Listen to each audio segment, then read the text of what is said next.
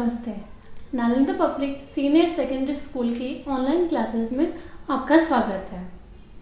आज मैं आपके लिए लाई हूँ पद्य विभाग का तीसरा पाठ, जिसका नाम है ऋतु वर्णन और जिसकी कवि है सेनापति। पद्यांश को पढ़ने से पहले हम कवि के बारे में थोड़ा बहुत जान लेते हैं कि सेनापति कवि कौन थे। तो देखो बच्चों, अपना पूरा हिंदी साहित्य 4 भागों में विभक्त है, जिसमें पहला है आदिकाल, दूसरा काल है भक्तिकाल, तीसरा है रीतिकाल और चौथा है आधुनिक काल। तो जो सेनापति हैं, सेनापति इसी रीतिकाल के रीतिबद्ध कवि माने जाते हैं। इनका जन्म विक्रम संवत 1616 में दीक्षित गोत्रीय ब्राह्मण परिवार में हुआ था। सेनापति ब्रजभाषा के कवि हैं और ये राम के परम भक्त हैं। इसीलिए एक स्थान पर इन्होंने कहा भी है कि सेनापति सोई सीतापति के प्रसाद जाकी, सब कवि कान दे सुनत कविताई है। कवि सेनापति की 2 रचनाएं मानी जाती है, काव्य कल्पद्रुम और कवित रत्नाकर, जिसमें से कवित रत्नाकर ही प्राप्त है। सेनापति कवि को ओज और प्रसाद गुण में महारत हासिल है और श्लेष अलंकार में ये सिद्ध हस्त है। सेनापति कवि ने प्रकृति का आलंबन के रूप में वर्णन किया है। आलंबन क्या होता है? वैसे तो आलंबन का शाब्दिक अर्थ सहारा होता है। प्रकृति का आलंबन के रूप में वर्णन, इसका अर्थ तात्पर्य ये है कि कवि ने अपनी मन की भावनाओं को प्रकृति के माध्यम से वर्णन किया है। अब हम पढ़ते हैं ऋतु वर्णन का पहला पद्यांश। बरन बरन तर फूले उपवन वन, सोई चतुरंग संग दल लहियतु है। बंदी जी में बोलत वीरत वीर कोकिल, गुंजत मधुप गान गुन गहियतु है। आवे आसपास पुहपन की सुवास, सोई सौंद के सुगंध माज सने रहियतु है। शोभा को समा सेनापति सुख साज, आज आवत वसंत ऋतु राज कहियतु है। तो इस पद्यांश का भावार्थ करने से पहले मैं यहाँ पर आपको एक महत्वपूर्ण बात बताना चाहूँगी कि जैसे आपके बोर्ड के एग्ज़ाम हैं या फिर हाफ ईयरली एग्ज़ाम में आपसे सप्रसंग व्याख्या पूछी जाती है। लिखने को कहा जाता है आपसे सप्रसंग व्याख्या। आप लिखते हो कि ये हमारे पाठ्य पुस्तक से लिया हुआ है, ऐसा नहीं लिखना होता है। प्रसंग ऐसा लिखो कि पढ़ने वाला जो एग्जामिनर है आपकी पूरी व्याख्या पढ़ने के लिए मजबूर हो जाए और आपको पूरे के पूरे अंक देने के लिए मजबूर हो जाए। जैसा मैं आपको बताती हूँ, जैसा ये पद्यांश है, मान लो तीसरे पाठ से आपसे पद्यांश पूछा जाता है तो आप कैसे लिखोगे?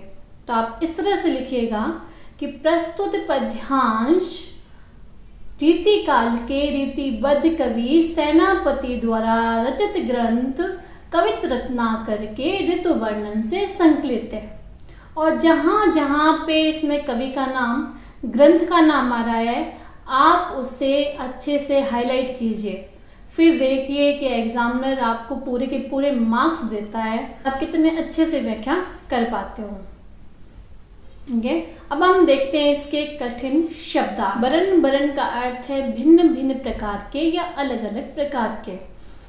तरु का अर्थ है पेड़, फूले का अर्थ है फूल, उपवन और वन का अर्थ है बगीचा, उद्यान।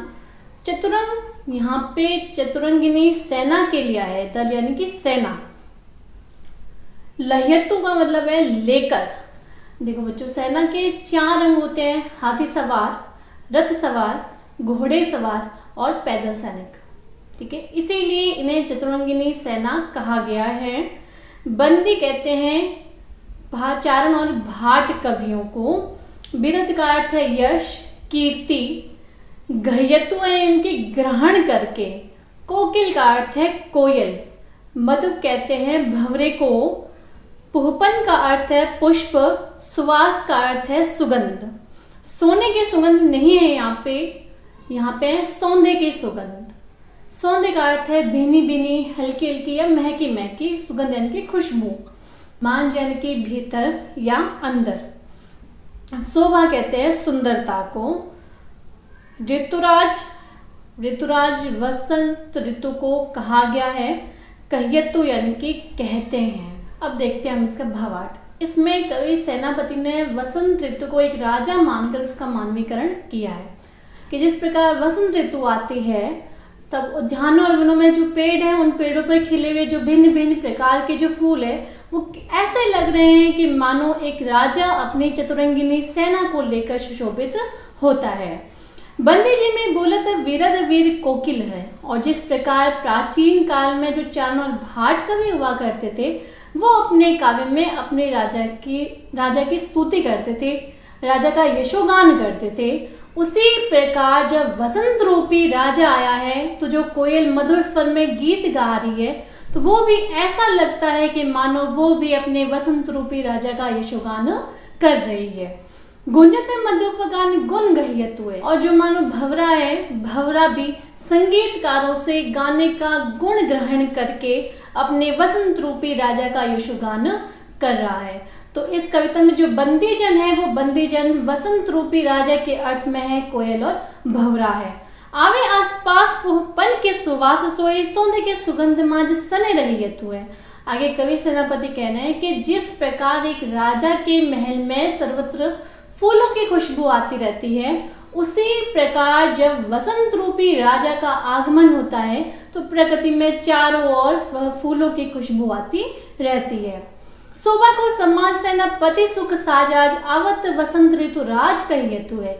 इसलिए सेनापति कवि ये कह रहे हैं कि सुंदरता के समूह को और अपने सुख के सारे साजो सामान को लेकर ऋतुराज वसंत आजा रहा है। अब बात करते हैं हम विशेष की। तो पहला विशेष है अपना भाषा, क्योंकि सेनापति जो कवि थे वो ब्रज भाषा के कवि थे, इसीलिए पहला विशेष बनता है अपना ब्रज भाषा।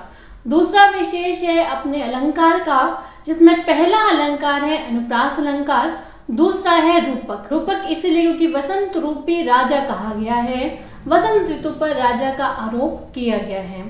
फिर है इसमें पुनरुक्ति प्रकाश अलंकार, क्योंकि बरन बरन इसमें पद की पुनरावृत्ति हो रही है, जहाँ पर पुनरावृत्ति हो रही है शब्दों की, वहाँ पर होता है पुनरुक्ति प्रकाश। फिर है मानवीकरण अलंकार, क्योंकि इसमें वसंत ऋतु को राजा मानकर उसका मानवीकरण किया गया है। मानवीकरण वहाँ होता है जहाँ पर प्रकृति की क्रियाओं पर मानवीय क्रियाओं का आरोप किया जाए। फिर अगला तीसरा विशेष है अपना कवित्व छंद। ये पूरा पद्यांश सेनापति जी ने कवित्व छंद में लिखा है, जो कि एक वर्णिक छंद है और 31 वर्णों वाला छंद है। अगला अपना चौथा विशेष है, वो है प्रसाद गुण। जो रचना पढ़ते ही समझ में आ जाए वहाँ होता है प्रसाद गुण। और अंतिम जो विशेष बनता है वो है कि कवि ने प्रकृति का आलम्बन के रूप में वर्णन किया है। आलम्बन क्या है वो मैंने आपको बता दिया है।